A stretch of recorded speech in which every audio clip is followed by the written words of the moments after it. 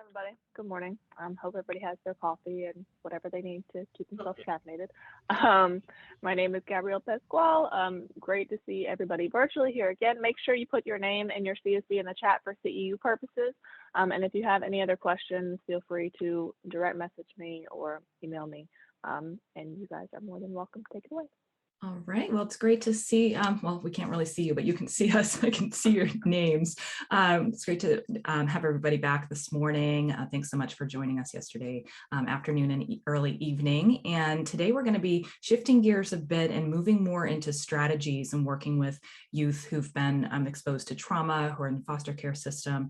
But I wanna just do a check-in with folks. Would love to hear if there are questions that you have, resources you're looking for, topics you'd like us to cover. About halfway through, we may be able to change course if need be, to make sure that we're including those kinds of resources, and or I can man some of that in the chat as Latina is speaking most of the first part of today. So feel free to put questions that you have, things you want to know more about as we're talking.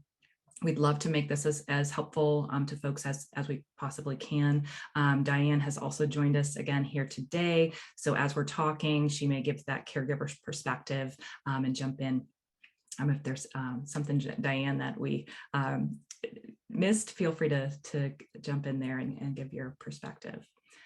So with that said, I will turn it over to my dear colleagues, Latina Kostova.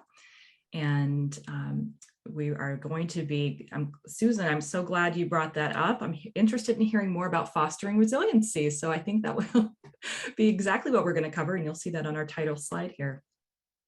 So perfect. Great. Thank you so much, Jess. Thank you everyone for being here. Good morning from humid Massachusetts, actually. So I'm gonna share my slides, and I'm so glad that you asked about resiliency, because this is exactly the framework that we would like to focus today. Can you see my slides? Can you hear me well? Great, perfect. So welcome again. I know that yesterday I was a little more silent because we had the amazing first day of training of Dr. Forkey and Dr. Griffin and Diane. And today I would like to follow up with some more practical strategies. We will be covering some similar concepts of what we've heard yesterday, but we would like to dive a little bit deeper into the practical strategies. How can we do these things? How can we work with children, with adolescents, with their families, and implement some of these practical strategies to foster resiliency?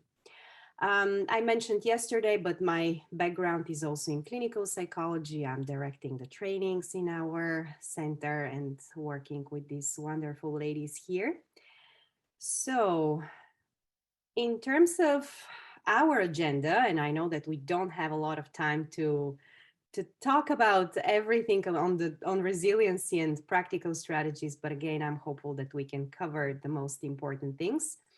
So we will start with the concept of resiliency and talking a little bit, what is resiliency? How can we foster it? And then I would like to focus on the framework of safety, connectedness, and regulation.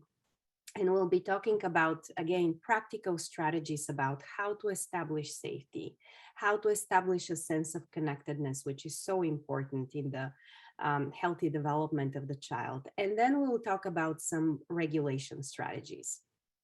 I would like to also, towards the end, speak about secondary traumatic stress and self-care.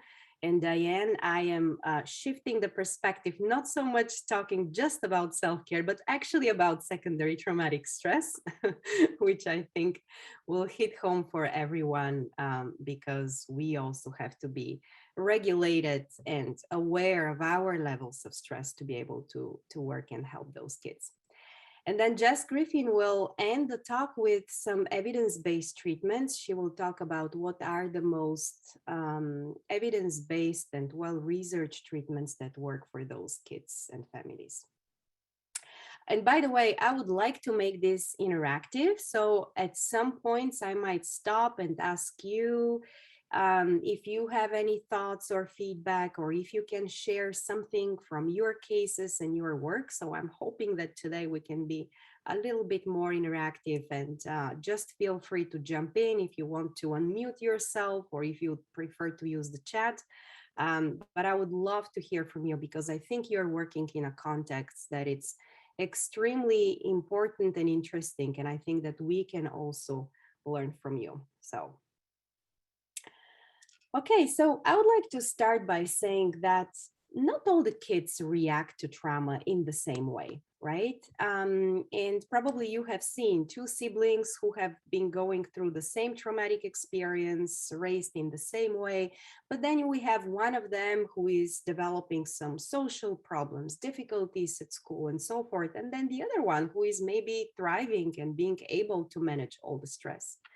And we know that there are some risk and protective factors that will determine the way that children will react to trauma. And all these factors are at an individual level, relationship level, community, and societal. And if we imagine the child development as a weight scale, right, where on one side we may have all these risk factors, such as lack of supporting caregiver, living in poverty and instability, violence, abuse. The pandemic is a huge risk factor for a lot of families. And then on the right side, you have the protective factors, such as a stable and supportive caregiving system, good quality of life, adequate help, and so forth. There is actually something that is in between of this scale, which is the fulcrum of the scale. And those are the individual predispositions of a child, right? And we talked yesterday, Dr. Forkey talked beautifully about the interaction of these three factors. But back in the time, we were thinking that the individual predispositions of children, right, will determine where this scale will tip.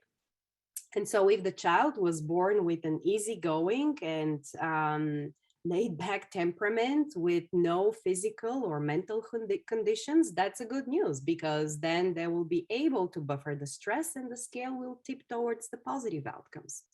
But what we are learning now from research is that actually the context around the child can determine the mental and physical constitution of children, which is a really good news, because that means that us as professionals, as caregivers, we have the power to foster, buffer those protective factors so that we can help the healthy development of children. And so this is why I would like to talk about resiliency.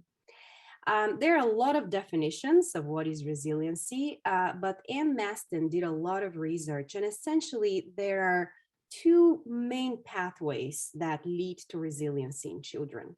Number one is the presence of a safe, stable, and nurturing relationships, including the relationships that you guys can give to those kids. And then the second one is basically the growth that comes through the play, through the exploration, and through us providing those opportunities for children to learn and develop those executive functioning skills that yesterday Dr. Forkey mentioned. And so when we talk about resiliency, it's actually this dynamic interaction between nature and nurture. And it's this interaction between having supportive relationships, gene expression, and also adaptive biological systems. So now I am stopping a little bit with the theory and moving again to the practical strategies. And I would like to present you this framework of safety, connectedness, and regulation. And we will talk about some practical strategies around these three elements. So the first and most important factor, as we saw also yesterday, to foster resiliency and work with kids and adolescents with trauma is a sense of safety. And the sense of safety is essentially my belief that my needs are met and the needs of my loved ones are met. And we know that when kids don't have a sense of safety, the mind goes immediately into this flight, fight, and freeze mode, right? But once we guarantee the safety, then we can move into this affiliate response, which is basically turning left and right and asking for help. And so the child's perception of safety is fundamental for their healthy development. There is, though, a difference between physical versus psychological safety. And even though now we're doing a great job, or most of us are doing a great job in assuring physical safety, right? We are getting vaccinated, still wearing masks and gloves and so forth. There is something about the psychological safety that it's really important for those kids, because we know that trauma can completely undermine the sense of safety and exacerbate the sense of danger in those kids. And so, how can we provide that sense of psychological safety? Yesterday, Diane mentioned and described really well the idea of the emotional container, which is essentially when we are in front of some challenging behaviors of kids, whether it's from the extreme of the hyper arousal, acting out, or being aggressive and violent, to that frozen mode and that sort of coming inside, internalizing. Very often we as professionals and caregivers, we have this urge to jump in and to fix the problem, right? But being an emotional container means also recognizing that urge, and instead of wanting to change the behavior, to actually provide that sense of space and safety by saying, I see what you are experiencing right now. I see the emotion and I am here to contain you. So I'm not worried right now to change the behavior, but I am here to contain you. How can we be an emotional container? So there are three main steps, which are reflecting back, validating, and normalizing. We know that for children with trauma, they often never learned to know what exactly they feel and how to regulate their emotions. And so again, when we are confronted with some difficult behaviors, it might be helpful to ignore for a second the negative behavior, which doesn't mean that we're accepting it, and then label the feeling, see the feeling and say something like, wow, it seems like your body energy is really high right now, or it looks like you're really frustrated. So in this way, we are communicating to the child that we're going underneath and we're recognizing the affect and the emotion. Validation. We know that most of the children that we are working with are coming from extremely invalidating family situations. And so by us saying, it makes complete sense that you are upset right now, because any kid will be upset if they're going back and forth between their parents, or if you're not seeing your mom and dad. And then normalizing that behavior, right? So in this way, instead of jumping and fixing the behavior, we're actually labeling the emotion and we are validating and normalizing, which might be always the first step to change the behavior. Kids with trauma, Diane put her camera on, so I'm assuming she wants to say something. Well, you have said so many important points already, and I just wanted for any of the people who are working with caregivers and they're trying to help a caregiver to do these things like reflect and validate and normalize.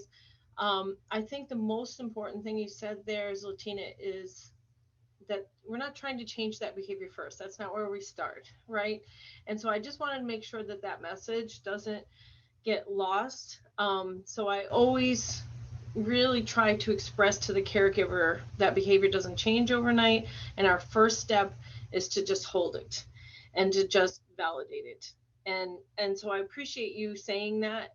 And I think caregivers need to hear that message over and over, because they have a lot of energy around fixing it. Like, we can't have you acting like this in the grocery store. We can't have you acting like this in school, right? So I think that, encouraging them to be okay with the behavior and reminding them that it's not their job to fix it overnight is really important. And then the other thing you talked previously about was safety. And like I said yesterday, when I talk to caregivers, I first find out what they need before I start any trauma education at all. But if 9 times out of 10, when I do start that trauma education, I start with safety, because a lot of those behaviors that are frustrating them might be related to that safety piece, and the caregiver might not recognize that it's actually a safety issue. So if my advice to a caregiver would be, if you see a behavior that just doesn't make sense to you, that it seems like it's way too strong of a reaction for what happened, ask yourself, could this be related to safety? And so I just wanted to make those 2 points that, start with safety, and that we also don't try to fix behavior overnight, and we don't start with fixing the behavior. So thank you very much, Sotina, and I'm going to let you get back to your presentation. Thank you so much, Diane. That's always so helpful to kind of pick up the most important messages that we want to convey. And I have a whole slide deck about the caregiver, so I would love to hear your perspective on that as well.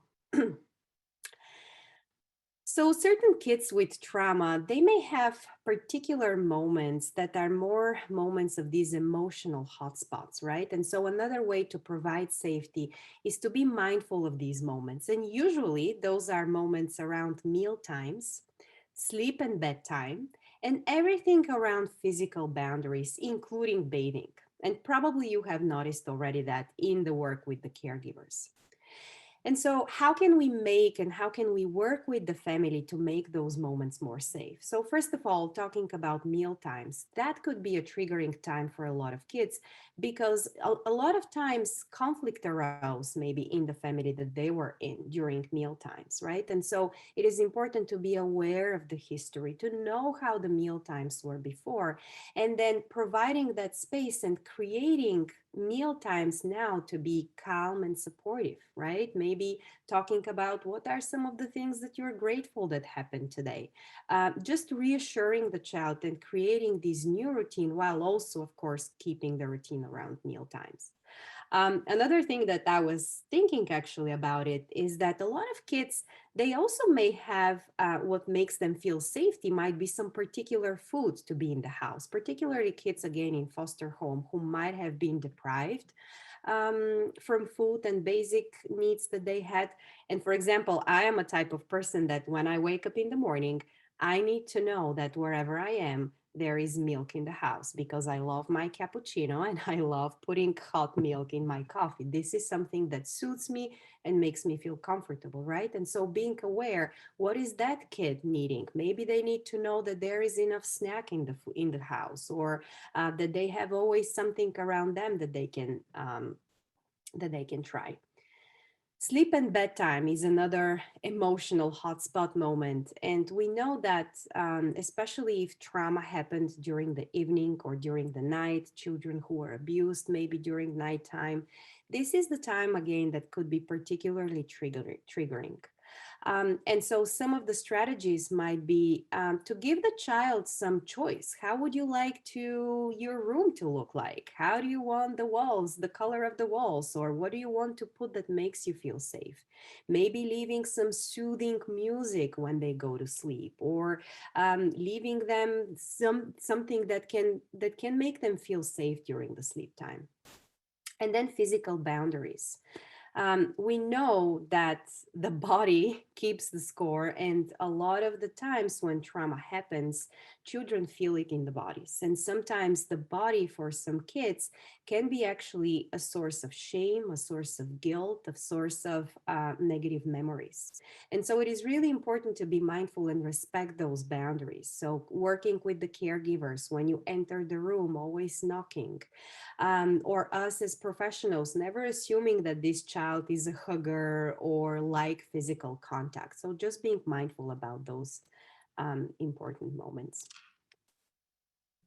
The other thing is that behaviors usually make sense. And so there is something that Dr. Forkey often says, to be curious and not furious, right? And even though sometimes certain behaviors can evoke a lot of feelings in us, it is important to be that sort of investigator, experimenting and thinking about what is the function of this behavior? Is this temper tantrum a way to be rejected by the caregivers? Because this is a child that deep down believes that no one will actually love him and keep them in their house. Is it a proof of child-owned worthlessness? Is it a confirmation that the world will never meet their needs, right? So thinking about what happened before that behavior, and what might be the result of that? What is the function of this particular behavior? And then going back to the idea of the cognitive triangle, and maybe some of you have heard this from the CBT theories, but we know that any type of situation can evoke in us particular thoughts. Those thoughts can impact our emotions, and eventually the emotions can impact our behaviors, or vice versa. And all these three elements are interconnected. And so when we think about the behaviors that we're seeing in children, those behaviors are really the peak of an iceberg. But underneath that iceberg, there are emotions, there are thoughts, there are expectations and beliefs that the child created during their experiences. And so one of the most important messages that I would like to convey during this training is the importance of shifting the perspective. And when we are, or the caregivers are confronted with those challenging behaviors, whatever they are, instead of thinking, what is wrong with you, which is something that automatically may come to us, to shift the perspective and think, what happened to you? What happened to you so that you are behaving in that way, which it's clearly a survivor behavior. The other, by the way, any questions so far about safety? Anyone who would like to say or share something?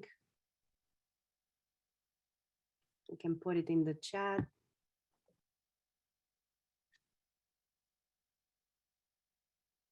Okay. I will move on and talk about the sense of connectedness. And probably most of us, we all realized during the pandemic how important is the connection with people, with the people who are supportive to us, with people who are nourishing us. And connectedness is fundamental, especially for children who have been going through trauma and whose sense of trust and attachment is being impacted. And we know from all the research in the world that we have reviewed of meta-analysis and randomized controlled trials that the number one factor for regulation, the number one factor for healing and healthy development is the presence of a predictable, nurturing, and supportive caregiver. And it doesn't have to be a parent, a biological parent. It could be also us in our work, establishing that different relationship with the child that can give them the different message. And by the way, this is my nephew and my brother, who I think do have that sense of connectedness. Trauma is often like seeing through black sunglasses, right? It's like wearing sunglasses, and traumatic experiences can impact the sense of self, the way that kids think about themselves. And yesterday we saw how at a different age, trauma can impact their sense of self and inter and intrapersonal capacities. And very often kids may develop beliefs that I'm unlovable, that it was my fault. Trauma can also impact the way that kids see the others, right? Thinking about, I can't trust other people, and also their sense of future. And another concept that we actually teach foster parents is the concept of the invisible suitcase. And the idea here is that often when we see those kids, kids who are coming into a new foster home, or kids who are even entering your offices, they might hold this invisible suitcase who is actually full with those beliefs that they develop through their experiences. And oftentimes those beliefs are beliefs around it is unsafe being vulnerable, or adults will hurt me, or it is my fault, grown-ups lie, I am bad.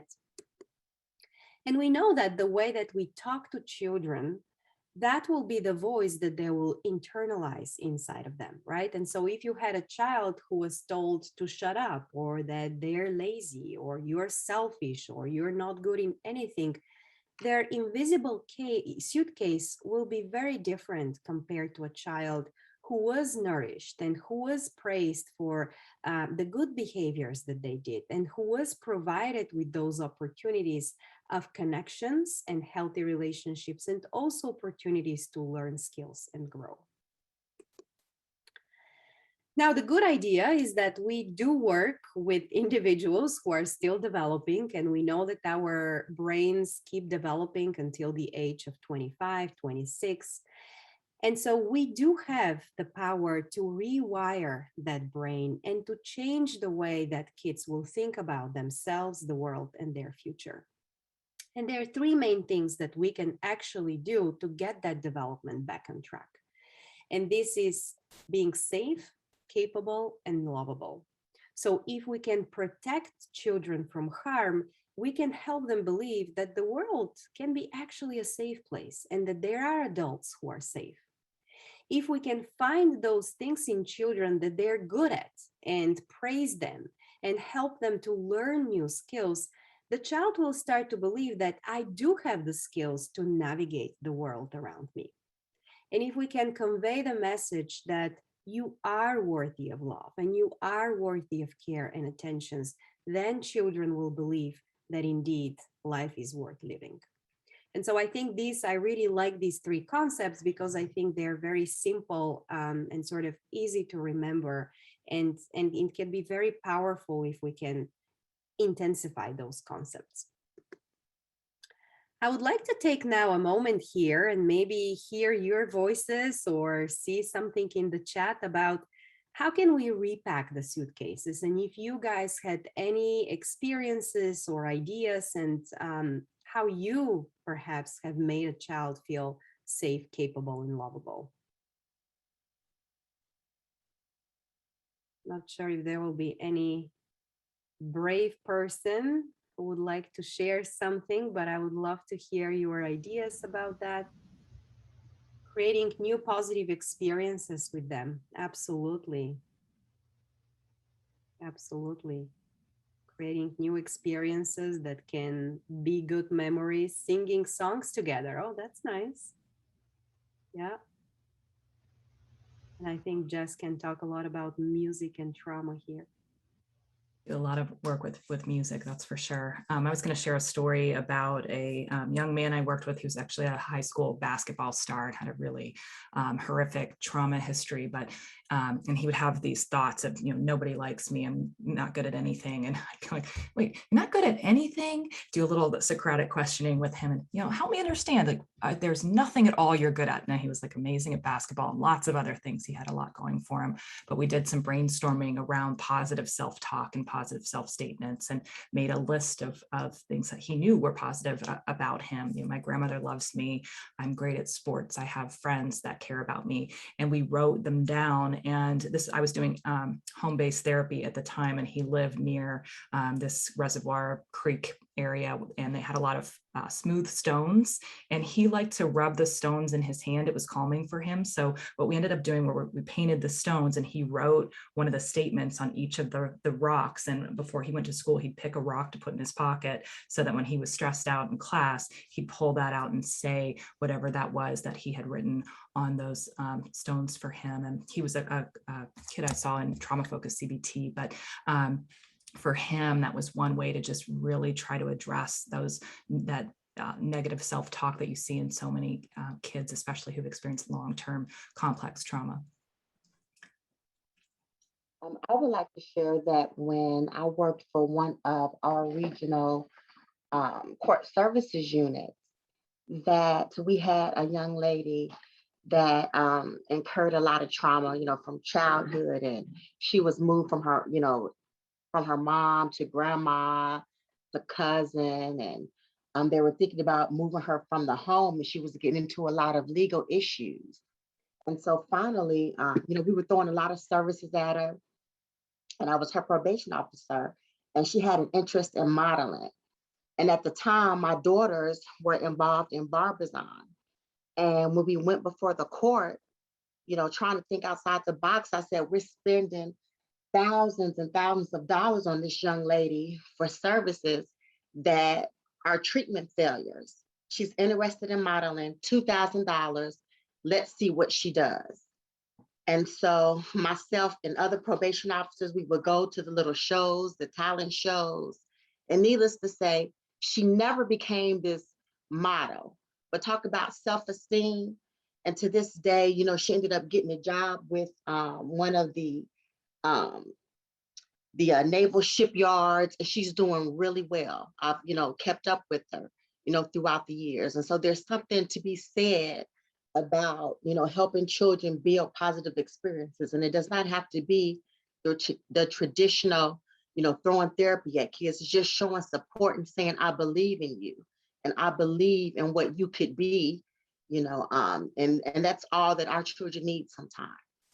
That is an amazing, amazing example of just tapping into a child's interests and that idea that I get you, right? I hear you, and you're more than your past, and you've thrown all these services at her, but at the end of the day, you recognize that interest or talent that she may have had. This is such a great example, and in fact, it's consistent with the literature on resiliency and protective factors, which is if we really support children's competencies and help to increase the attention that they're spending on those interests, assuming that they're healthy ones, those interests and competencies and talents, that can go just as far as things like social connectedness and other factors of resiliency. So wonderful example.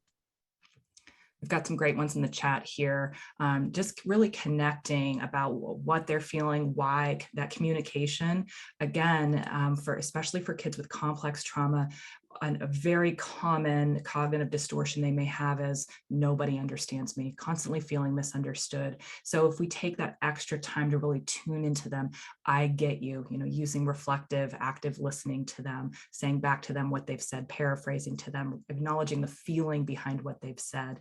And showing that consistent concern for kids, genuine love and concern. Yep. Listening, good, making funny faces together, dancing together in session. I love those too. And Slatina will get into some of those techniques that we'll use: deep breathing and even synchronizing deep breathing with a partner or a loved one. Absolutely. I'm so glad that you're reading our thoughts and slides. So we are definitely in sync this morning.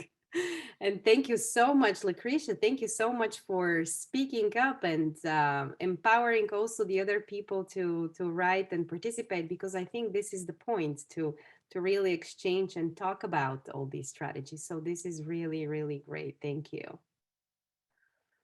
Okay.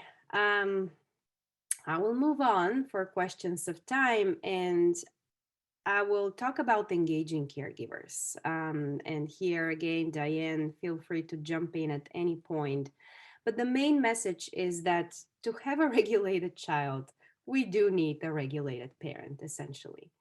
And we know that the caregiver is absolutely the central person of change, and the person to which kids will turn on when they are experiencing danger. And so there is something called social referencing, which means that if a child and a family is going through any type of traumatic or adverse experience, the child will turn to the caregiver and see their reaction.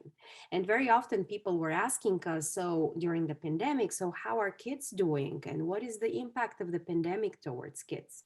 And even though there is a lot of research and literature right now about some symptoms that we can see, it really depends on how caregivers are experiencing that pandemic and how caregivers are regulating their emotions so that the child can also embody that.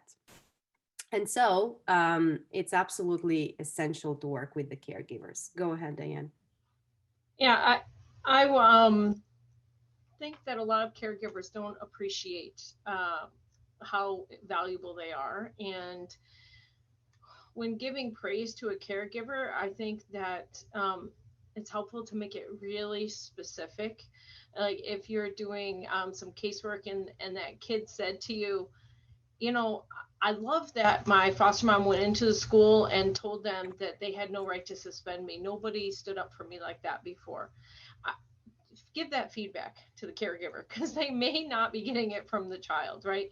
And the child may not be ready and in an emotional place where they can give that kind of positive reinforcement to the caregiver. And I think it's really helpful when we remind the power of the caregiver, because they might not see it in the moment. They might be so deep in the work that they're not seeing that they're making a change, where you could see it if you're only seeing this kid once a week, once a month.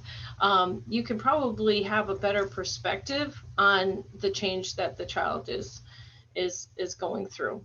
So I just wanted to throw that out there, that caregivers really will appreciate those very specific notices of the work that they're doing, and acknowledgement. Yeah. And I think that also goes back, Diane, with what you talked yesterday about the emotional container. In the same way as the caregiver is the emotional container of the child, we also can be that emotional container of the caregiver, and recognizing the hard work that they're giving and praising them. And they can really, a lot of times, reframe things in a way that, you know, I may have seen myself as making a mistake as a parent. We all do that, right? We all have bad days. You know, I'm going to use the B word here. There was one time when I called this 14-year-old girl a bitch. And the therapist said to me, she says, "Did you really call her that?" And I said, "Yeah." And I was ashamed and I was embarrassed. And I was like, I just had a really bad day. I'm sorry. And the therapist said to me, "Well, yeah, but she does act like that. So I can kind of understand why you would say that." And I just started crying. I was like, I've been holding on to this whole time, and it's really been impacting my ability to make a repair with this child, my own embarrassment for my own behavior. And when I was able to say to the child, "You know what, that wasn't okay that I called you that, and I'm sorry," and I taught the child by doing that adults make mistakes, that she can make a mistake, that she can be confident and comfortable in making a mistake around me, and neither of us are perfect. And it actually opened up a much healthier dialogue between the two of us, so that to this day we laugh about the day that I called her the B word. Wow. This was such a powerful example. And I love, Diane, how you really bring the aliveness of these concepts and being vulnerable with your own experience, so that you're so much validating and normalizing all these experiences. And I think it goes back also to this sense of compassion, right? The compassion that we have towards those caregivers who are doing such a hard job. I see something in the chat. Okay, you guys let me know if there are any questions or anything like that. Okay. You're good. And back to what you, Diane, just said, it is really important also to be mindful that probably we are working with caregivers who have had their own history of trauma, right? This idea of the intergenerational trauma. I can't tell you enough how much in almost all of my trauma cases that I treated with kids and adolescents, usually the caregiver had most of the times the same type of trauma. If I was working with a child who was sexually abused, usually one of the caregivers were sexually abused too, right? And we know that that personal history of trauma of the caregiver can also compromise their parenting skills. We saw that yesterday with Dr. Forkey. It can compromise their ability to make appropriate decisions and create that sense of safety, right? Sometimes caregivers might have those blinders and not recognize that actually the same abuse is happening to their child, or interfere with their own ability to form those stable, nurturing relationships, because those same caregivers never had those experiences. And so part of our work also with children who are neglected or abused by their own parents is to bring also that perspective and say, you know, mom and dad made wrong decisions, but that doesn't mean that they don't love you.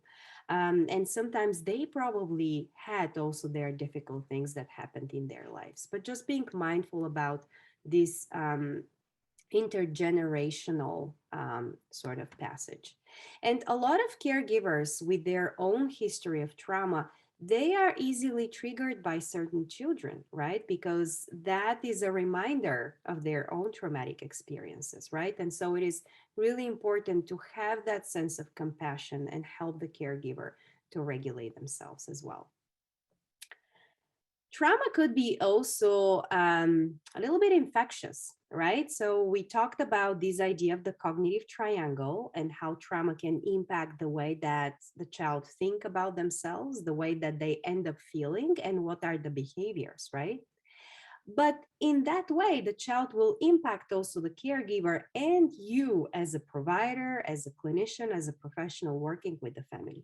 So if you take the example of a youth who is believing that I am bad, I'm unlovable, I am damaged, and no foster family will ever take me, then the emotions of that youth will be those of shame, of anger, of fear, and then the behavior will be probably acting up in a certain way to push back that caregiver. And then the caregiver will start to believe, well, I am ineffective. I am such a bad parent. I don't know what I'm doing. And this kid is causing so much trouble. Those thoughts will impact the emotions of the caregiver and also their behaviors.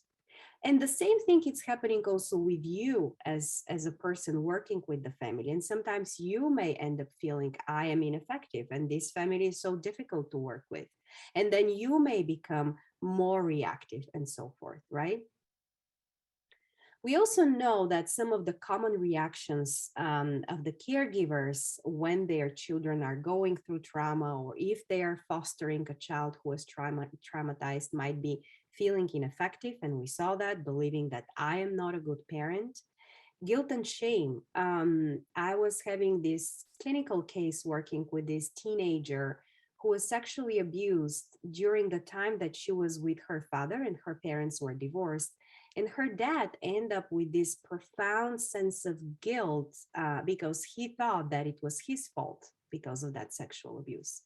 Other parents will be the other opposite. They might be angry. They might be blaming the child, not believing the child.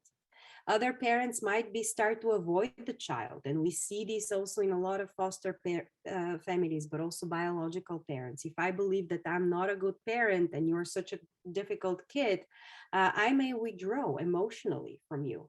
Or parents may become overreacting and over controlling. That same case that I just mentioned you with the teenager, her mom became overly controlling. And so she was not allowing her daughter to see any friends anymore. The daughter had to share constantly her location on her phone, right?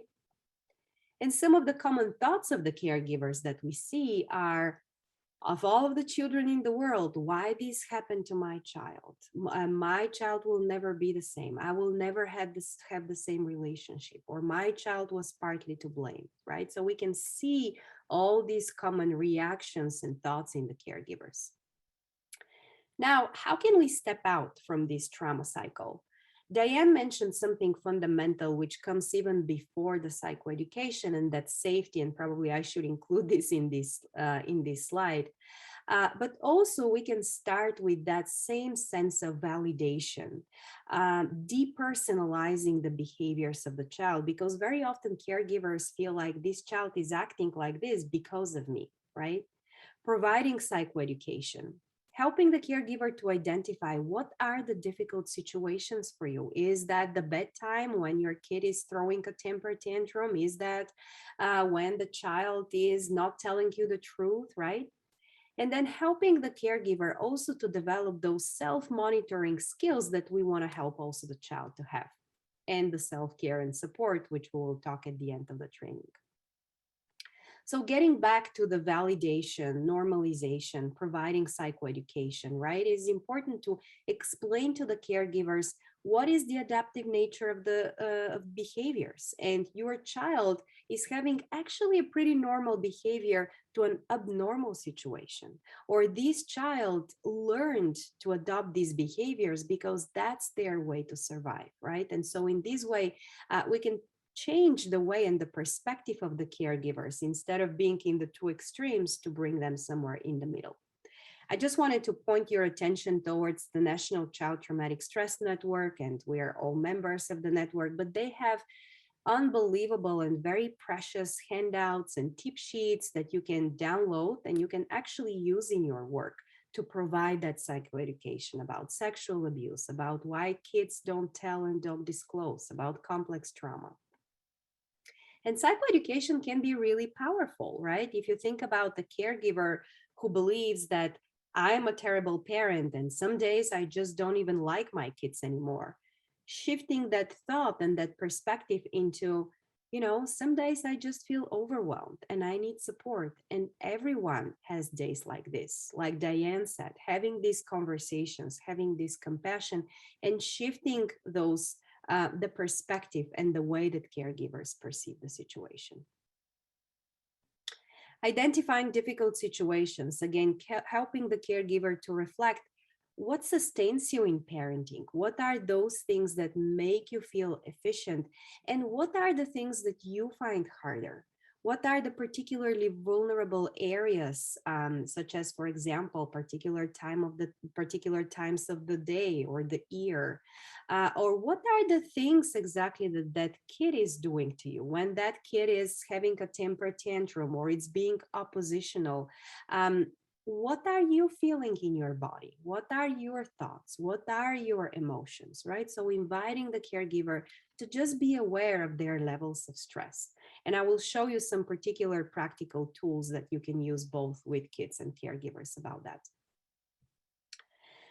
Sense of attunement. We talked yesterday already enough about the importance of attachment, of the attunement. And I really like this phrase of Dan Siegel, who says, we feel good as we feel felt by another, right? And sometimes probably we all had this experience where we have some difficult emotions and we call a good friend of us and we just start venting.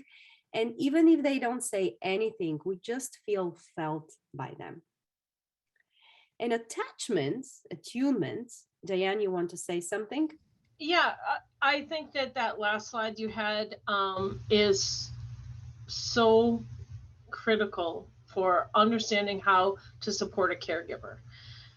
You have to feel felt, and just the same way that you reach out to other people who do work similarly to you, that's when you feel felt. And it's challenging when you work in isolation as a caregiver that, you know, you're home alone with this kid and there's not somebody in the next room that's really going to attune with you.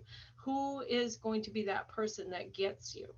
You really need to have somebody that's actually done this hard work. So in the technological age that we live in now, there are actually some pretty good online chat groups. They can be really helpful if they are monitored in such a way that they are not hurtful to the other caregivers. And so reach out and find people who really get you. And like I said yesterday, sometimes it's not your normal supports, your natural supports, because your friends might not actually attune with you because they've never had any of these parenting problems. They don't understand why your kid is acting that way, and so they're not really fully getting what the hardness of the work that you're doing and the way that you might have to parent in a different way. You know, you might have to do a time in instead of a time out, and they were perfectly fine doing timeouts with their children who didn't suffer neglect. But you're dealing with a child of neglect, and you give that kid a timeout and you're reinforcing the neglect. You instinctively know that strategy is not working, and you've changed your strategies as a parent, but you still need to feel like that you're not crazy for changing your parenting. You still need to have somebody else validate and say to you, I get you, because I do the same thing. Yeah. That's very powerful. And as you said, Diane, that could be not your best friend or someone that you would expect to, but it could be a completely different person. And also finding within your own organization, right? So who are the people, your colleagues, that you can just turn in and talk about those things. Not sure if there is anything in the church. Okay. Yes, my church has a support group for foster parents. Absolutely. That definitely, that could be thinking about what might be those protective factors for people, like a church or anything like that. Definitely. Another way to see attachment and help caregivers to think about behaviors in that way is that the child needs for attachment, it's like a cup, right? And that cup can be emptied by being hungry, tired, lonely, or hurt. But then that cup can be filled up back by being loved, by being comforted, by being nourished, right? And a real refill is about human connection. The real refill doesn't come from the TV, watching TV, or through the computer, even though we were forced to use a lot of computer connections in the past 1 year. But the real refill comes through the human connection. And children who don't have that secure attachment, children who don't have that cup that it's filled, they may get more anxious, clingy, withdrawn, shut down. And so I want to describe some different kind of cups and attached children to have this perspective. And children who are securely attached, usually their cups are full. And they also know how to get a refill, right? This is the kid who is easy to soothe, the kid who actually knows how to come to you and ask you for a hug or tell you that they're hungry. But then we have other kids who are those kids that are bouncing off the wall, right? And they might be racing around to get a refill of their cup because that's the way how they learned. Other kids might be lacking confidence in the refilling process, right? So those might be the kids who, when they needed the refill from their caregivers, they didn't get it in that appropriate way that they needed it. And so now this is the kid who is refusing your hugs. This is the kid who is refusing your comfort, right? Because they don't have that trust in the refilling process. Other kids never sit still for a refill, right? So that's the kid who is reckless. And maybe those are the children who, being empty, having that cup empty, makes them feel more agitated. So we have to make sure that we're monitoring those kids and we catch them when the cup gets empty and we do the refill. Other kids have leaky cups, right? So that's the kid that the more you cuddle with them, the more they need you to cuddle them. And finally, there is a kid who may steal from others' kids' cups. That's the kid who is more of a bossing around or hitting or tricking the kid, that sometimes we may call manipulative. But actually, that kid learned that only through acting up, right, and getting punished, that's the way that they can refill the cup, because that's the way how they get attentions, even though those attentions are bad attentions. And so I think that just describing attachment and behaviors in this way can be a good perspective to help caregivers to see it as well. Now, how can we refill the cups? I would like to talk about the 3 R's, and maybe actually, Jess, you can say something about that, because that's actually the baby of Jess and Dr. Forkey, and they just published a wonderful book around those concepts. And I can tell you that during the pandemic, their talks about the 3 R's saved the world. And I personally implemented these concepts internationally. So Jess, why don't you talk about that if you would like? We don't need a cape. I don't think we saved the world. I appreciate the compliment though, Slatina. But we came up with this concept, the 3 R's. It's this idea that we want something that is easy for caregivers to remember and for professionals, frankly. So if at the end of the day, if you don't know what to do, remember the 3 R's, which are reassurance, routines, and regulation. And I'll just talk these through. And I know you have a number of slides on these, Latina, but I'll just sort of free flow with this. So reassurance is, no matter what the situation is, whatever the trauma type, whatever the adversity is, there's so much going on in our world right now. It's like you can't turn, it's like all bad news when you turn on the TV, whether social justice issues or wars that are happening and flooding and hurricanes. It's just, there's a lot right now. But at the end of the day, kids need to know that they are safe, that they're loved, and that the grown-ups are doing everything they can to ensure that those things happen. They need to know that they're safe and they're loved. And the way we can do this, and sometimes we have to do this a lot, especially for kids when things are, stress levels are higher, reassuring them that they are okay, that grandma loves you, whomever's in that caregiver role. Maybe it's a little note that you put by their bed that gives them that message that grandma loves you, that you are safe. But continuing to tell them, using our words, using our consistency with them to reassure them. Sometimes if kids are worried about what's happening, we want to open up the conversation. Tell me what your worries are. They may have thoughts that are accurate or thoughts that are not. kids, if there's something scary happening in the world, they personalize things a lot. And so they may worry that the thing happening on the other side of the world is going to happen to them, or what are the implications of that. And so reassuring them that in this moment, that they are safe and that you're doing everything that you can, while also trying not to overpromise. If you're working with a child who comes into your care and they've been bounced to another home for the 8th time, saying it's going to be okay. You might not know the answer to that. You may not know if that's true or not. You can offer what you can do. My job is to do this. I'm going to reassure you as far as their own safety, or teach some safety skills. And then so reassurance routines is the next one. And routines, when I talk about routines, I love, actually, you don't go back to that one, Zlatina, the connections ones.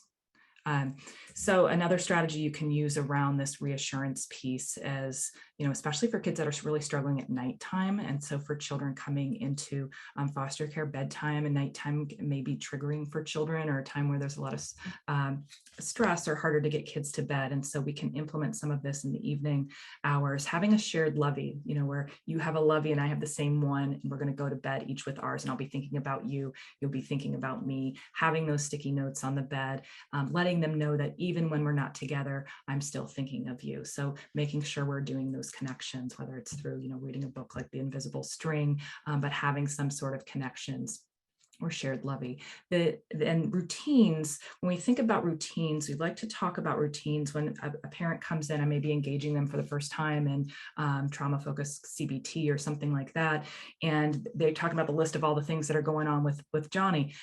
Oftentimes parents, it can help if you have something to do. So a bedtime routine, tell me what happens at bedtime.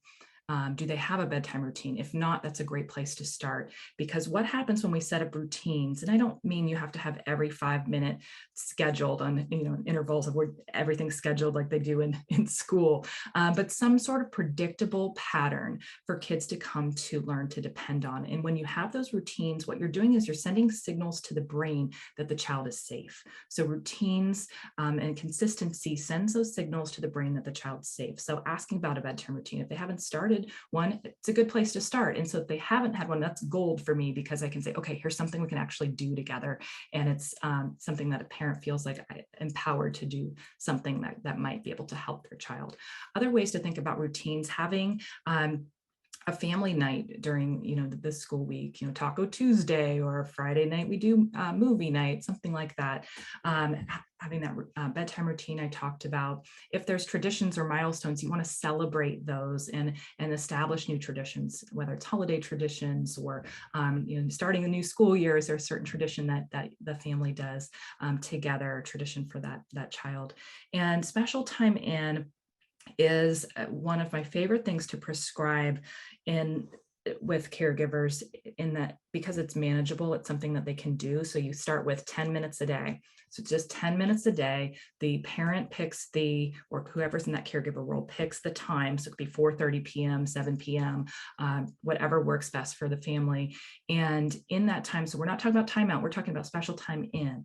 During that special time in, the child gets to pick the activity, but it can't be on a screen. It's got to be something like throwing a ball together, or taking a walk, or playing a board game or something like that together, coloring, whatever. 10 minutes a day, every single day. And what you're doing is you're giving that child that one-on-one attention, that undivided attention, which is oftentimes that thing that they crave the most. And we start with 10 minutes because it's manageable, it's palatable for caregivers. They're not overwhelmed by that 10 minutes. If they want to expand it, wonderful. But just that 10 minutes can do so much. And you want to coach parents around the fact that you may actually see an increase in behavior problems while you do this. It doesn't mean you're doing it wrong. It actually means you may be doing it right and they're getting what they need. And so if they get what they need, they're going to fight back that you're coming to the end of that 10 minutes. Stick with it consistently, continue to do that. And again, special time in, it's a simple technique, but it's very effective, particularly around restoring attachment or creating healthy attachments for kids. So we've got our first star, reassurance, routines, you heard me talk about, and then regulation. When we talk about regulation, Zlatina, I'll turn it back to you in a bit here. I'll just say two things. When we think about regulation, what we're teaching our both identifying feelings, identifying and expressing feelings more effectively. So increasing their feelings vocabulary and ways in which they can express their feelings more effectively, and teaching relaxation skills. So helping to calm down that physiological response, that hyperarousal we get when our body's alarm system is turned on. So we're teaching feelings and how to express those more effectively, and we're teaching relaxation skills. How can I calm my body down? How can I turn down that hyperarousal, that alarm system that was designed to keep me safe, like Heather, Dr. Forkey was talking about yesterday. So that's it for the 3 R's. If you can remember anything, remember those: reassurance, routines, regulation. Those are 3 things that you can review with caregivers. And again, it gives them something that they can do and empower them to be able to do something to help these kids. This was great. I told you that this will save the world, because I'm sure that that will be one of the things that people will walk out from this training, the 3 R's. Thank you, Jess. Diane, you wanted to jump in? I love the 3 R's. And I wanted to say that I encourage you to teach your caregivers about the 3 R's, because that's something they can do right from day one, that placement. So, you know, we know that we don't want placement disruptions, but getting off to a great start is going to be helpful and give hopefully a better result. And so when the kid gets dropped off at your house, right? What are the routines that you have in your house? Let the kid know. Okay. First, give them that regulation message, give them that safety message, saying, and literally say the words, "You're safe here. It's my job to keep you safe." And assign it as a job, so that they feel like that, okay, you're taking me seriously. And so it's my job to keep you safe. Here's some of the rules that we have in the house. We don't have a lot, and you be flexible about your rules, but let them know that what to expect, so that they can help with that self-regulation. If they know that generally we sit at the table, let them know. If they can't sit at the table, it's not the end of the world, but that this is what we typically do, and this is how we typically have our routines. We have dinner at 6, or we have dinner at 7, whatever it is. Let them know what your typical day would be like, and that will encourage them to be able to self-regulate, because they know what to expect. Absolutely. Thank you so much, Diane. And in these routines and regulation, with the repetition, actually, the children will get those skills. And we know that also trauma takes away that sense of power, control, and predictability. And as you just said, Diane and Jess, with the routines, we can bring back that sense of predictability. Okay, that was amazing. I will move on and talk about regulation a little bit more. And I would like just briefly to describe this theory about the window of tolerance. And the window of tolerance is basically, if you imagine your own emotional or physiological state going from hypoarousal, this is when we are spaced out, zoned out, or maybe depressed, sad, tired. Some children maybe get dissociated when they are in the hypoarousal state. And if you imagine then the other extreme being hyperarousal, this is when kids are anxious, angry, out of control. This is when you are feeling frustrated, or the caregiver, right? For all of us, there is something in the middle that we call the window of tolerance. And this is where, when we are at that level of our body energy, this is when we feel more calm, more empowered, more able to face the day, to face the problems and move on, right? And each of us, our window of tolerance can be different, right? So some people feel more safe when they are slightly towards the hyper aroused, or some people are just good in the middle. But the idea is that trauma shrinks that window of tolerance. Trauma shrinks that level of comfort that children have. And what is happening is that as soon as they get triggered, as soon as there is some slight change in their mood, they may escalate very quickly into getting to this hyperarousal mode of acting out, maybe being aggressive and violent, running away, right? All these behaviors. Or other kids have learned to shut down, to interiorize, to froze, right? And get into this hypoarousal mode.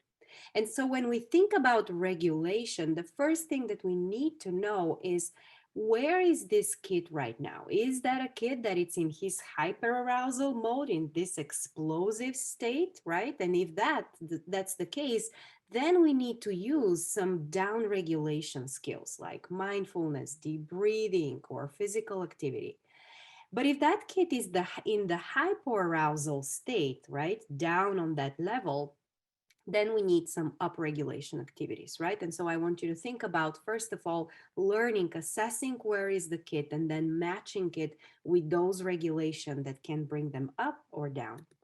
And I'll give some examples. So this is one example of very practical one. To bring awareness, as Jess mentioned, the first thing that we need to do is to bring awareness about feelings. What am I feeling right now? A lot of kids with trauma, they are disconnected from their bodies, they're disconnected from their feelings, because that's what's most safe for them. And so this is one strategy that I implemented with some other colleagues. And the way that I explain it to kids, and you can also use it with caregivers, is that, you know, in the same way as our body has a temperature, also our emotions has different temperatures. And then I ask the kid to tell me, what is the emotion that you struggle the most, for example? And let's say they say anger. And then I describe to them, you know, see that here you have 3 different levels. There is the blue zone, and this is the zone that you feel calm and relaxed. There is the green yellowish zone, which is when your anger starts to kick in. So you're starting to feel anger, or it might be anxiety, it might be stress, whatever it is. And then you have the red zone, which is when you are completely out of the roof and you're super angry. And then I explained to the child that actually there is a way to catch our emotions when they're still in that middle level before they escalate.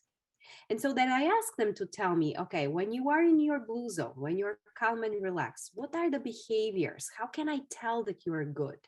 What are the body sensations that you feel? And what are the thoughts? Of course, based on the developmental stage and age of kids, they might be less or more able to identify thoughts, but you can start with body sensations, you can start with behaviors. And then you do the same thing when the child is in the green zone and when they're at the red zone. So here we are already teaching that sense of identification and awareness of my emotions, and what do I feel in my body? How can I know that this emotion is coming up?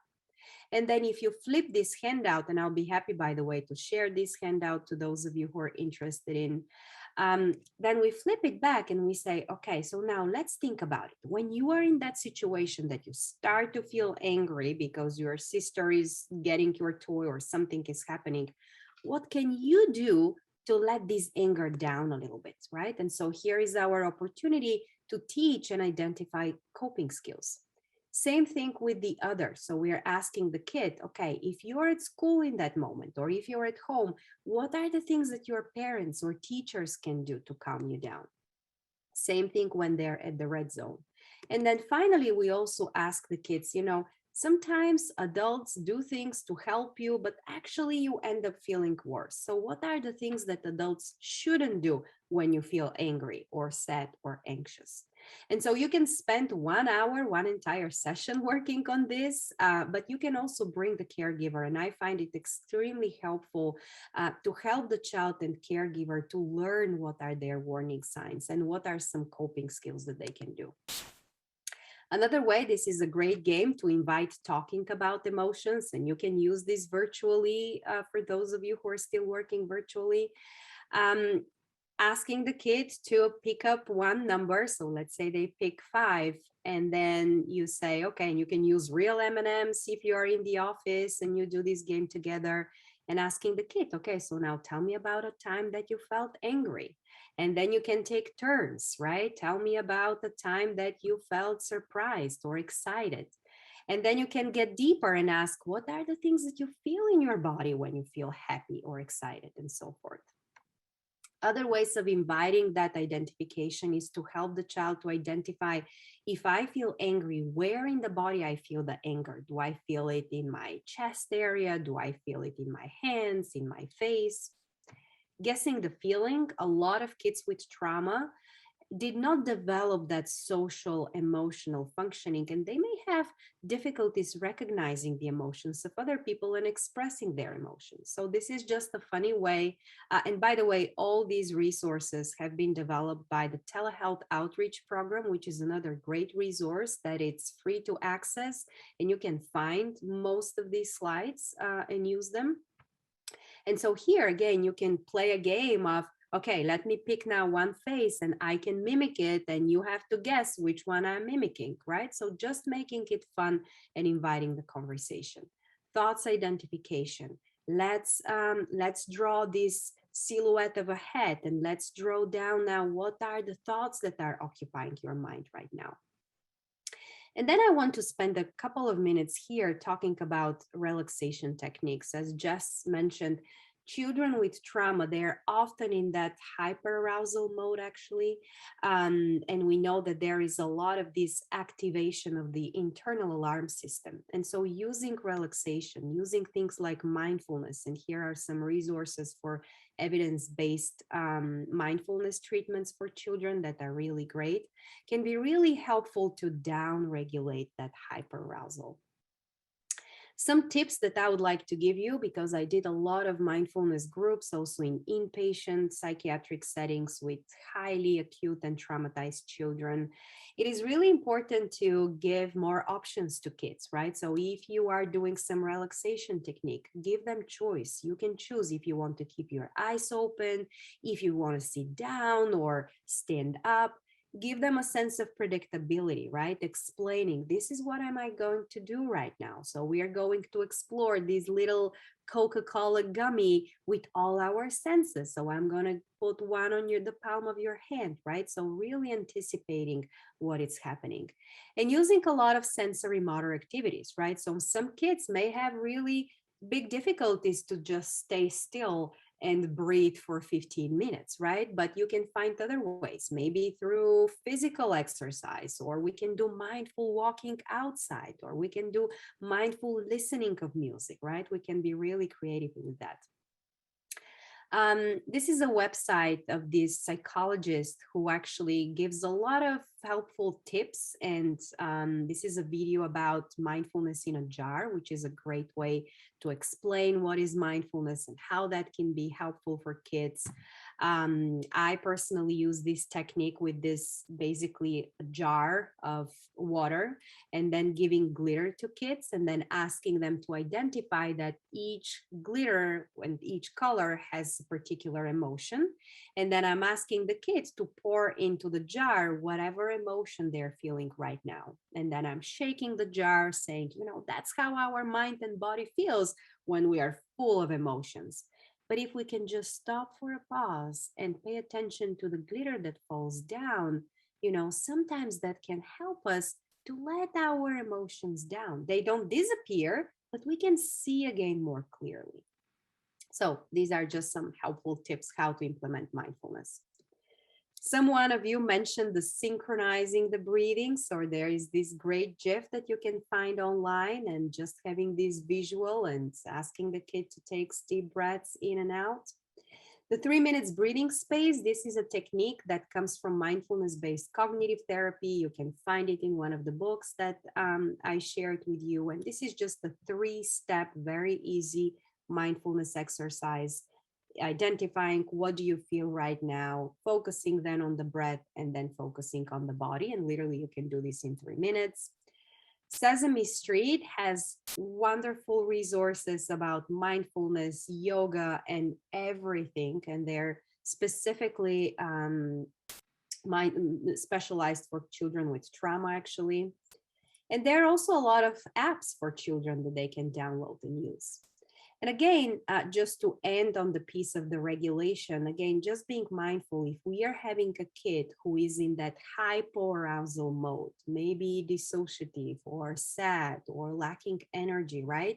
There are certain upregulation activities that we can do, inviting more movement, inviting more grounding strategies, using even essential oils, activating the senses.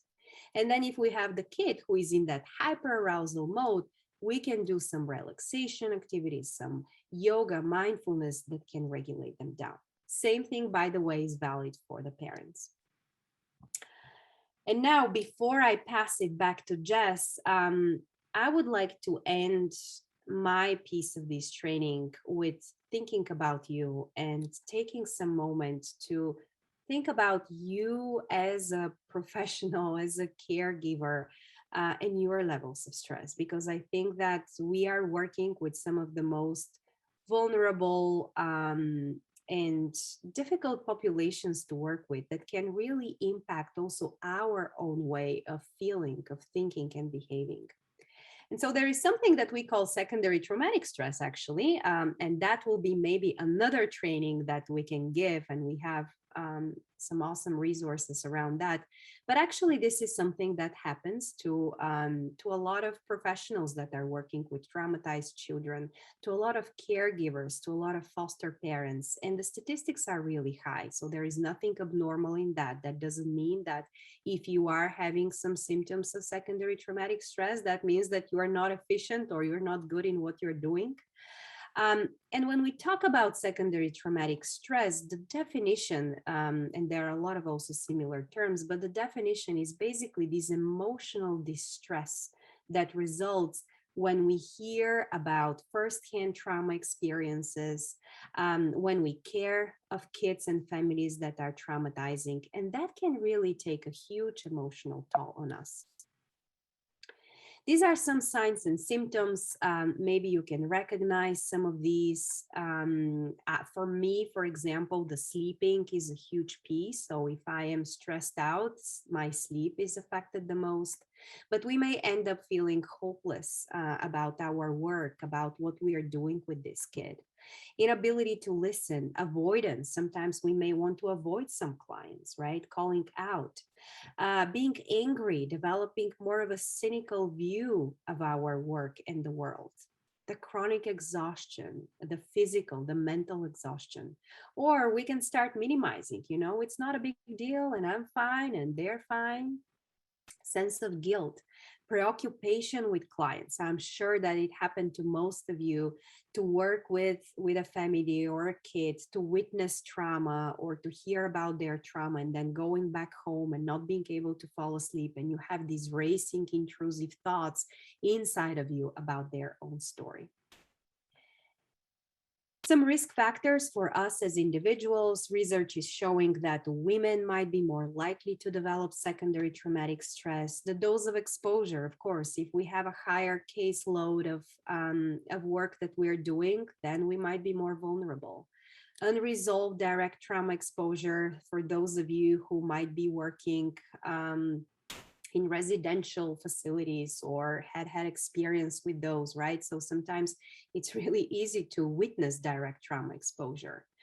The social support, it's fundamental, as Diane mentioned earlier, making sure that you find people that you can talk to. Years of experience and sense of competence, right? So there are a lot of risk factors that we have to reflect and be mindful for all of us. The way that secondary traumatic stress can impact us can go from mild, it's normal sometimes if we have heard of some really traumatizing story to not be able to fall asleep or to have those thoughts that day, right?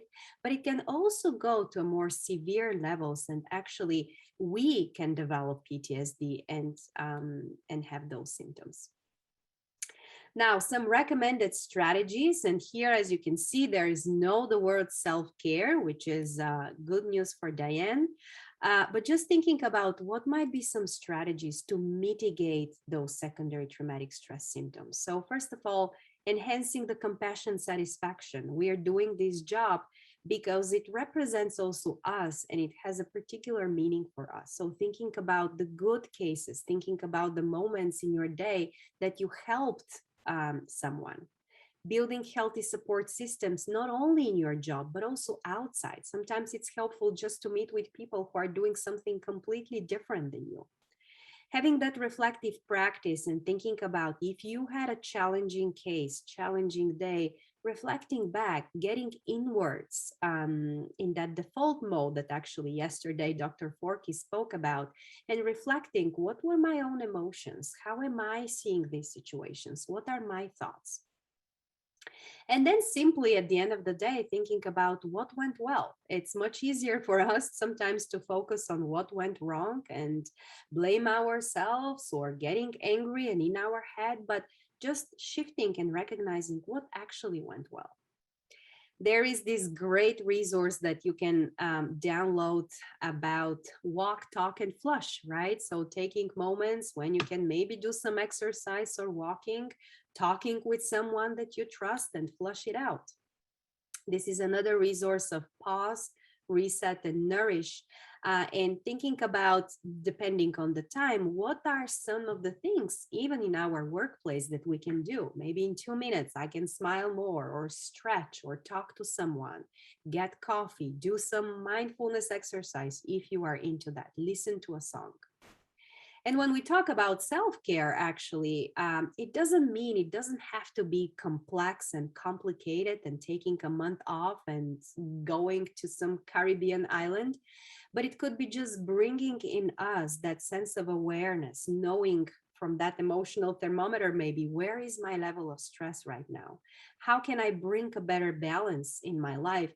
And how can we also make sure that we stay connected to those people, to those places, to those activities that are important to us? These are some self-care apps, which I'll be happy to share that list with you too. And these are some of the resources that I used in this training today. With this, I want to thank you. I know it is my time to switch it back to Jess and Diane. And I hope this was helpful. I hope this was empowering. And I want to thank all of you for all the amazing job that you're doing. And I want to make sure that we also leave some time for questions. So if there are no questions, or Jess, if we want to leave them for the end, I will just pass it to you on the other piece. Sure. So I know Zlatina just gave you a ton of information. So if there's anything that you would like more clarification on, want a link to a resource, that sort of thing, just put it in the chat and we'll make sure that we address that. And Diane, I'm curious to hear some of your thoughts on this last First of all, I always learn something every time you guys speak, and I'm like, oh, what is that telehealth outreach program? I have to put that down because I need to teach other people about that. So thank you for once again educating me, and talking about the self-care piece for a while. I mentioned yesterday I'm a self-care dropout. I'm not very good at self-care, and I think step one is acknowledging that you have a problem, and so I definitely do. But I was tricked into self-care. And if that's what works for you, then do it, because I have a sister-in-law who doesn't like to drive, so she said, can you please give me a ride to Pilates? I'm like, oh, fine. So I couldn't say no because I'm a helper, right? So of course I'm going to do something else for somebody, even though I really don't have time. So if I'm driving her to Pilates, I might as well attend this stupid class. And so every Tuesday and Thursday night I started going to Pilates. And one night, one of my relatively new foster placements stopped me, and he was, asking me a million questions. And another one of my foster kiddos who I had had longer said, leave her alone. She only does Tuesday and Thursday night for herself. You can answer her questions. She can get your questions answered later. She needs to go take care of herself. And in that moment, I was taught by my child that, okay, I need to set that example. And so since that point in time, every time I do self-care, I feel a little less guilty because I realize I need to set that example for others. So if getting tricked into it works for you, then let me just recommend that strategy too.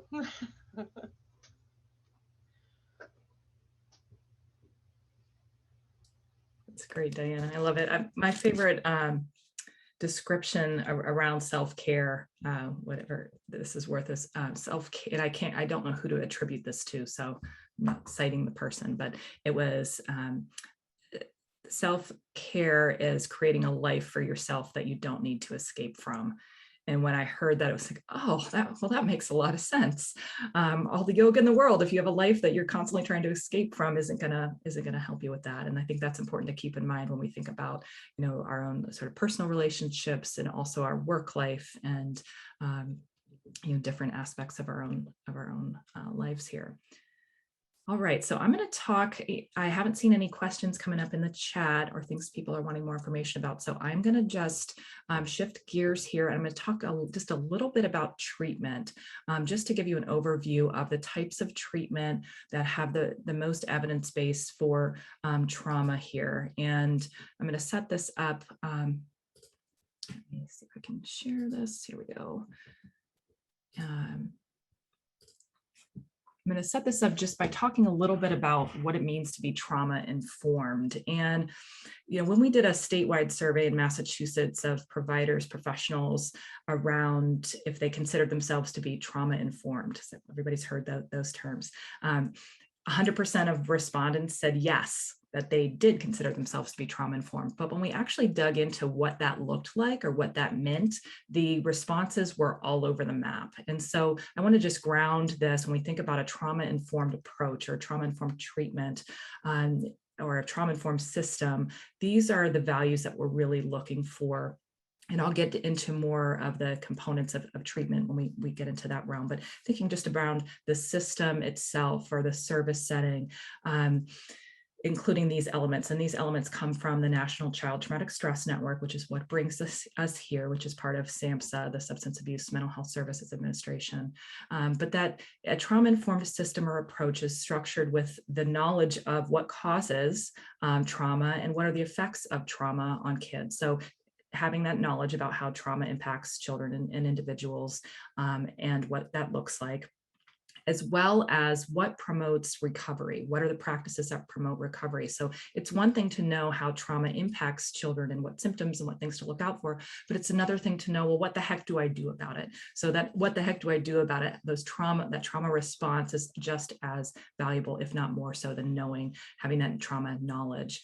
And then the other piece, the second aspect here is that it's not just a clinician who's doing the work or one foster parent who's working with that child, but that the people who are around that child are working as collaboratively as possible, which is easier said than done sometimes. So sometimes it involves some advocacy, whether it's on the part of the professional, where I'm trying to bring people to the table, or a foster parent needing to speak up on behalf of the child in their care, but getting people together so that people are on the same page in a collaborative approach working with that child.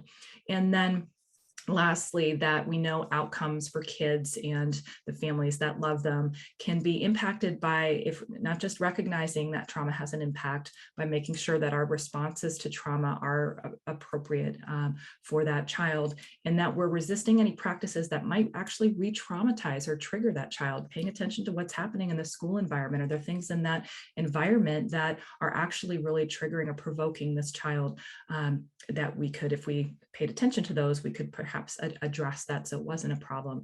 And then are we doing what we can to support recovery and resilience? And we use resilience and protective factors, those terms interchangeably here. All right, so just wanted to ground us in that. I'm going to talk a little bit about evidence-based treatment for trauma. I can't get into all of the different evidence-based treatments that exist. I have a number of resources here. If you want to find the ones for trauma, the National Child Traumatic Stress Network at nctsn.org is probably the best place to go. If you want to search tons of different evidence-based treatments, the Results First Clearinghouse at the bottom has pulled these different clearinghouses around evidence-based treatments and ranks them for how much evidence they have, and you can totally geek out if you're into that. That's the last. So the first and the last resource on this slide would be the go-tos. So when we think about a trauma-informed treatment approach, and I'm not getting into the evidence-based treatments yet, but just if whatever your treatment approach is, if you're working with kids who've experienced trauma, these are the components that we're looking for. So you want to make sure that you're screening and assessing for trauma symptoms and trauma experiences. So what's been their level of trauma exposure? What are the trauma-related symptoms that this child has? And I'll say a little bit more about assessment in a moment here. Are you able to build a strong therapeutic relationship? It doesn't matter if you're doing child-parent psychotherapy, trauma-focused CBT, or parking lot therapy. If you can't establish a strong therapeutic relationship, there's no evidence-based treatment that's going to get you anywhere. So being able, the relationship, just as it is with kids and caregivers, the therapy relationship is essential. Psychoeducations, Latina talked a bit about this. Are we providing information about a normal response to trauma? That it's not just what is wrong with Johnny, it's what happened to him, that his brain, his body, his behavior are responding exactly how we would expect him to based on what he's gone through, and what that normal response to trauma is. Are we working with caregivers? It's different than I'm dropping off parents dropping Johnny off to see us for 50 minutes. They come back, we did a 5-minute check-in, and that's it. We're really trying to work as closely with caregivers as we can, knowing that a lot of the work is done outside of therapy sessions. Does the therapist have knowledge of child development, what to expect at different ages? Emotional expression and regulation skills, such as fancy phrase for feelings. Are we talking about feelings and helping kids manage those more effectively? Relaxation skills, Latina went over many of those. Are we doing cognitive processing or reframing? So this idea that, you know, that for a child who says it's all my fault that I was sexually abused, what are we doing to help to reframe that, help that child process that thought? Are we addressing that, you know, thoughts that are not helpful for that child? And then trauma narration, or trauma processing, trauma organization, depending on what approach. Is there an opportunity for the child to talk about in detail what happened to them, where we're able to do that gradual desensitization over time? And lastly, which should be first on my list here, is how are we promoting safety? Not just individual safety, but individuals like personal physical safety, but also that psychological safety that Latina talked about earlier, paying attention to what are potential trauma reminders for this child. All right, and I see a couple things in the chat here. Okay, just making sure I'm not missing anything. Thanks, Latina.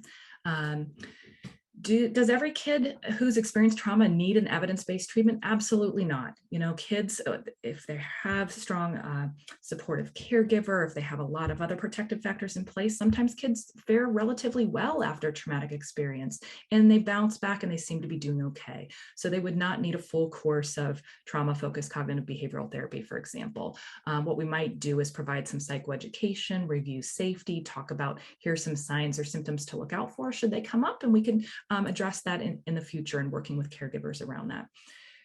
If you are considering an evidence-based treatment, you are looking for a couple of things. Has there been a traumatic event or experience, or a set of, and frankly, most of our kids, it's multiple traumas, our average that come through our center. And we've got about 5,000 kids we've referred now. The average number of types of trauma is 5.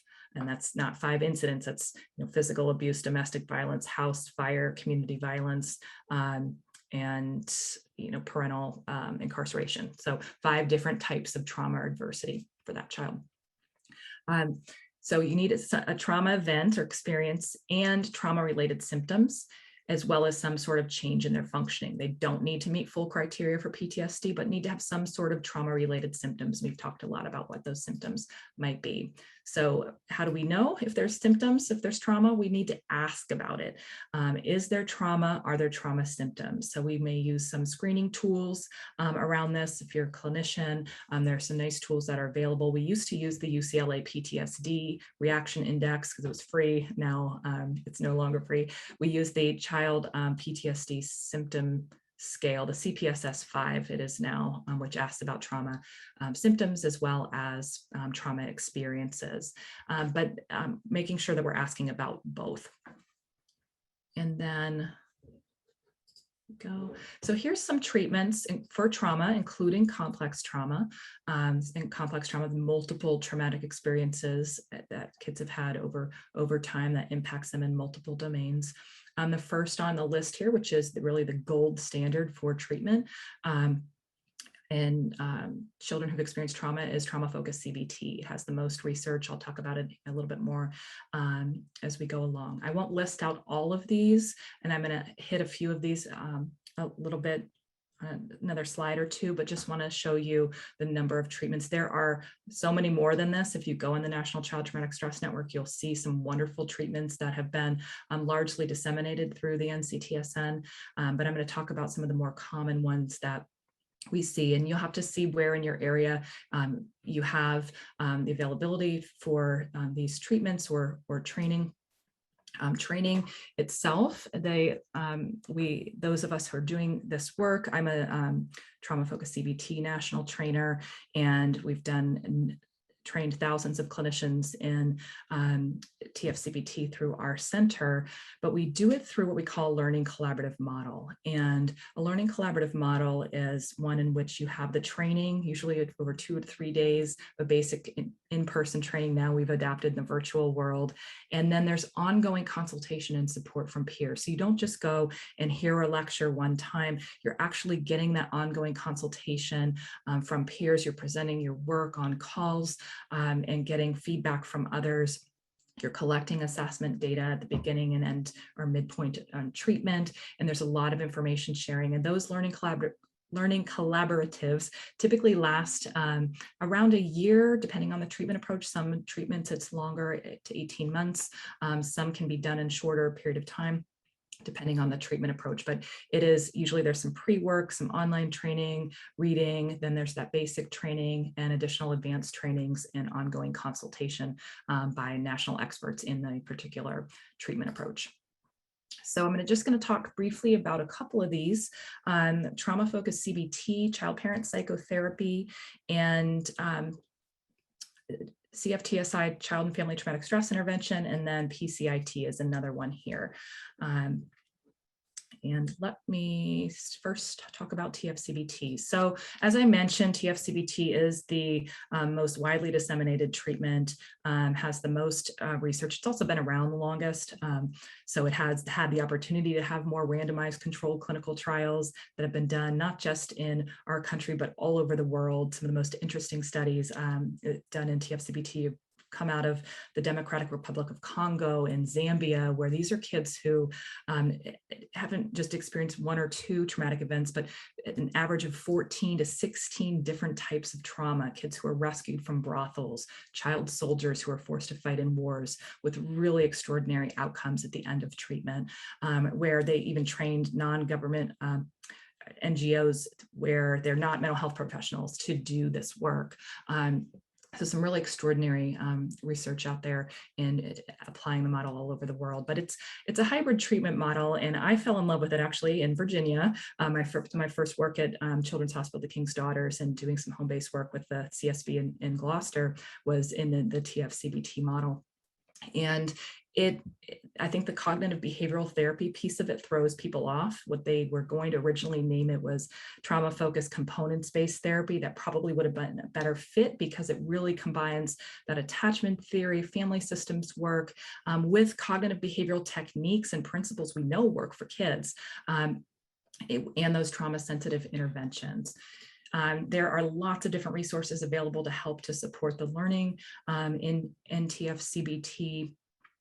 There's tfcbt.org, which has a ton of information about the model if you're interested in that. As I said, it is the most rigorously tested treatment. It's for kids 3 to 18. Now, that said, there are a number of us who are piloting the model with transition age youth up to age 25 and have some preliminary research and studies that are out and indicating that we can use the model up to age 25. But right now, we don't have a randomized controlled clinical trial, the very serious scientific evidence that you need to show that it works for up to age 25, but that will be coming. And you need to have a known trauma history and some sort of trauma-related symptoms. We work very closely with caregivers, whether it's a parent, a foster parent. We have a whole manual just on using TFCBT for children in foster care, and it's done in a variety of different settings. There's whether it's home-based, inpatient, residential, schools, etc. There's multiple components in the treatment, and each component is building off the previous one. So we start with psychoeducation. I won't read all of these out to you, but there are components that we teach clinicians that clinicians are then practicing with kids throughout treatment. Treatment has a beginning, a middle, and an end. It will not go on indefinitely. It's not appropriate for kids who we don't know what that trauma is, for kids who don't have symptoms, for children that are younger than 3, and frankly, some 3 or 4-year-olds, it's not the best fit. I might go with like a child parent psychotherapy or something like that.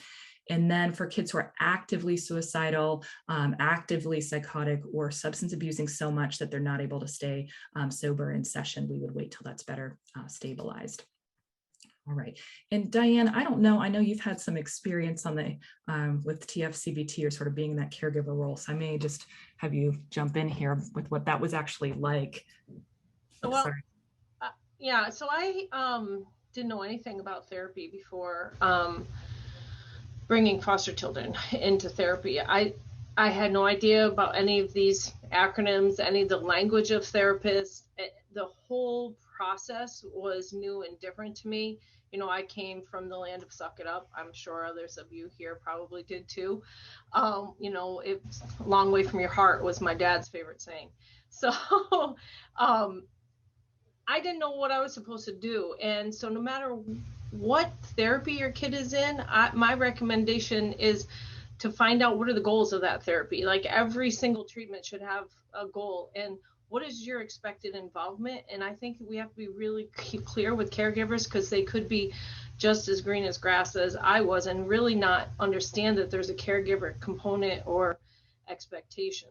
And I know when it didn't go well was when I sat out in the office, and then they would come out and say, okay, he has the same time next Wednesday. And I get in the car with a teenager who, you know, generally tells me to go F myself. And I said, so how did that go? And they're like, silent. And I'm like, well, okay. So I learned nothing. I don't know how to support the therapist. I don't know how to support the child. And I'm not even sure why we're showing up every week. But when it does work well is when I was engaged in it, and when I understood what the treatment goals were, what the plans was, and I could actually benefit myself from having somebody listen to me, because it was oftentimes by having the caregiver component, I was able to really understand that their behavior wasn't a reflection of necessarily my parenting. And I just wanted to jump in and say that sometimes the caregiver involved in the treatment might not be the parent, a foster parent. I worked, for example, and it was a really successful case with a kid whose social worker was very close to her. And so we did therapy with the social worker that I was meeting every week. And we were able to get through this teenager through almost a year of therapy, which I think was helpful. So really being creative and thinking about also other people in the network of that child that can be involved with the therapy as well. Oh, another thing I wanted to mention, one time I was in, it was a TFCBT. I didn't know that at the time because I had no idea what I was doing. I was just in the room, and they had special grant funding, and they said, hey, listen, we would like to measure also the caregiver. And so we have this long questionnaire, if you don't mind filling this out, and had all kinds of questions about, you know, essentially now I know that it was like a trauma symptom screener. And then I didn't know that language then. And then 6 months later, they screened the child and me again, and we did it together in therapy. And my score, some went up, some went down. We talked about that. And the teenager said, wow, this impacts you too. And it was such an acknowledgement of all of my work. And it came not even from the therapist, but from that teenager. I was like, yes. And, you know, the teenager hadn't realized it until we actually measured it. So that it was really, I think that was the most helpful thing ever to come out of any therapy session. And if you have access to something like that and you can screen your parents, and I highly recommend it because it was really informative for me. Great. Thanks for sharing that, Diane. Okay, so let's see where I'm on time. There was a question from Susan around, I think the nuts and bolts are, what do we feel around supporting the child with rules, structure, and ultimately consequences? So I think I'll speak sort of from the trauma-focused CBT perspective, and what we really try to do around supporting caregivers are doing what we can to promote what we call positive parenting practices. So I may take that list of the 25 things that are wrong with Johnny that a caregiver may come in with, right? At the top of the list, keep hitting their brother and sister, Johnny's lazy. I might flip that around and say, okay, let's flip the script. Johnny's lazy. This is the concern you have. What do you want him to do? So he doesn't do anything. Well, what do you want him to do? And so I may look for what are the things that you'd like for Johnny to do, and let's come up with a plan to promote those things. Well, I want him to, pick up after himself. I want him to, take a shower without, being asked 20 times. So we make a list of what those things are, and then let's pick 2 or 3. You don't want to start with trying to change everything. Like Diane said, first we're just like acknowledging, trying to understand the behavior, see what put our detective hats on and get curious and not furious around that. But then what is it that you want him to do? Well, I want him to, clear his plate or do his homework without being asked. So let's write that down and then come up with a plan for how we're going to support that. I might go over, teaching praise and come up with a plan to really shape that behavior and help to increase that. So we tend to take more of that approach. And this answer to this question, Susan, it's such an individual answer based on the child.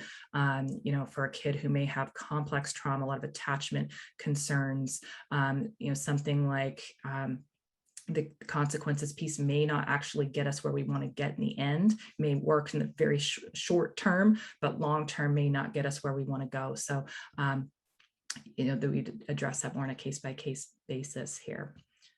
All right, so lastly here, I'm just going to briefly talk about the other couple models here. Child-parent psychotherapy is a model for ages 0 to 6.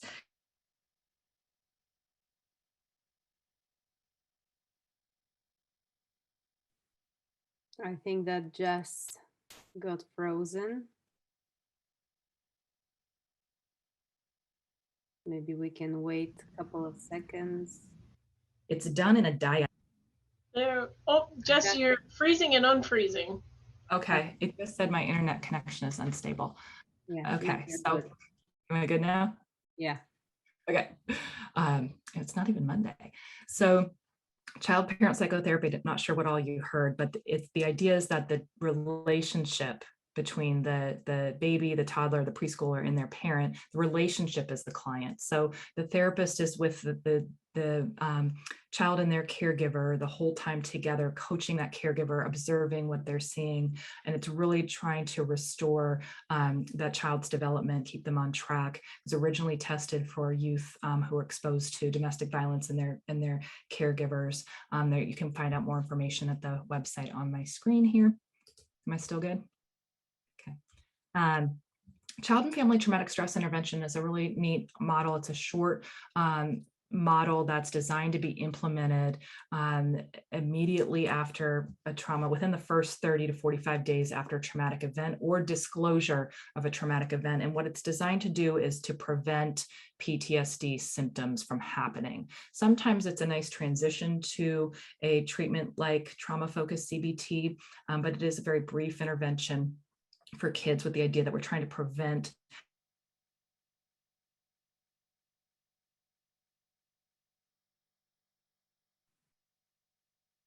Frozen again.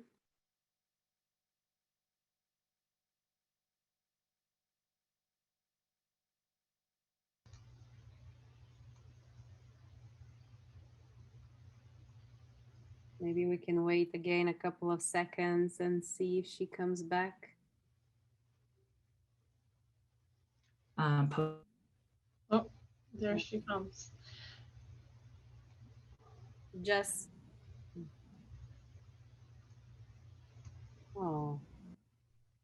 Oh, We might have lost her. We might have. there you are. Now you're back. Sorry, guys. Of course, it's in the last minutes of trying to malfunction here. So I'm just not even going to put that was my last slide. So PCIT is one of these treatment models for kids up to age 12, and it's done with that bug in the ear coaching by a professional, really focusing on supporting that caregiver to address behavioral concerns. So that was the last treatment I wanted to mention. But again, you can find out more information on the National Child Traumatic Stress Network site for other treatment approaches that can address trauma. So any final questions, concerns, comments from Ms. Latina or Diane? No, I just wanted to mention that they did put the survey in the chat. So you know, I wanted to really encourage people. We do care about your feedback. We really, really appreciate the time that you gave us, and we want to know how we can be even better. I know for me personally, I learned stuff during this training. I always learn stuff, or I have things reinforced that I need to keep reminding myself of. So please give us that feedback because we do care. I appreciate that. And I didn't see the link in the chat. It looked like it went out on an email, but if we could. Also, I sent it out to an email. Yeah, I was going to say that as well. It's the same one. So guys, don't fill it out twice. It's the same email link. So if you can get it, open the chat, cool. But if not, check your email. It's from Western Tidewater, and just email me directly if you didn't get it, and I'll send it to you real quick. Great, there it is. Sorry, I don't know if I lost it in the chat because my internet situation. Any other final questions, resources, things people are looking for more information on?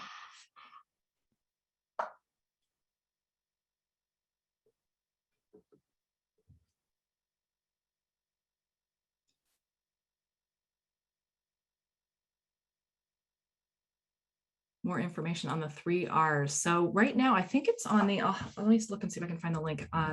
We have it housed right now on the American Academy of Pediatrics website.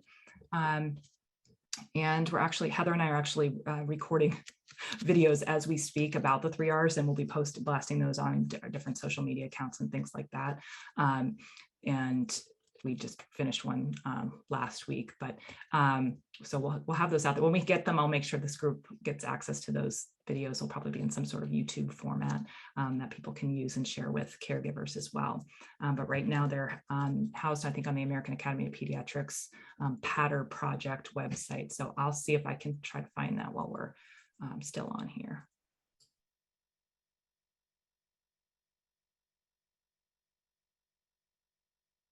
Thank you, Charlotte, for the appreciation.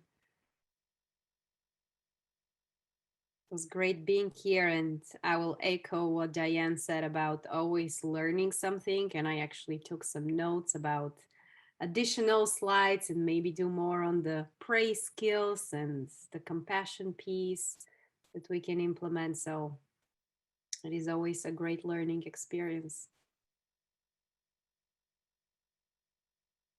And if any of you are interested in more of the regulation strategies or the practical strategies that we presented, just let us know and we'll be happy to share the slides.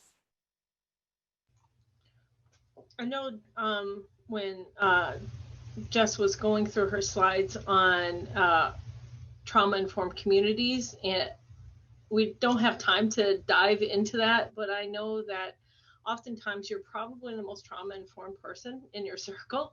And so I just want to acknowledge that I appreciate all the efforts that you probably make to educate others that you come into contact with about the child's behavior. So it's not just the caregiver, but the school, when you're going in registering that kiddo for school, and you're running into some problems with people not understanding where this behavior is coming from. The more that we can inform people in the community and have trauma-informed systems across the board, the more helpful it is. When I brought my child to the pediatrician, I worked with several pediatricians, and they varied in their understanding of trauma. So you may have more trauma knowledge than the pediatric provider that you're going to see. So I just encourage you to own your expertise.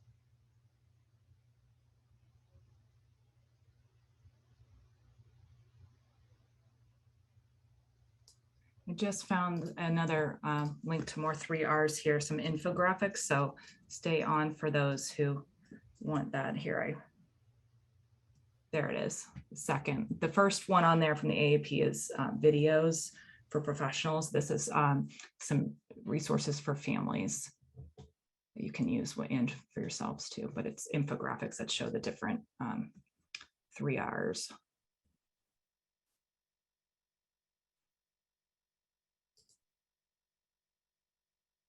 All right, well, thank you all so much for attending today. Again, we love to hear your feedback on the training, what folks are wanting more of, and any questions that you have.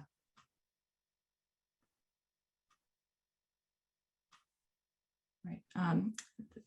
To our hosts, we have a question around providing certificates for the training. I think there are CEUs being offered, but Gabrielle, I'll leave that to you. Yeah. So thank you for that. So CEUs will be coming from me. Hopefully I will have them before the holiday weekend, but we shall see. So if you don't get an email from me by the end of next week, you can email me directly. But as long as you put your name and your CSB in the chat, you'll be getting CEUs from myself.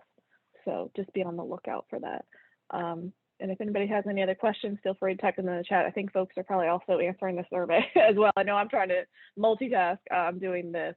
So I do appreciate everybody taking time out and just training our region as well as the state. It's been very informative, and we're very grateful and thankful that you guys were able to step in and provide this great training for us.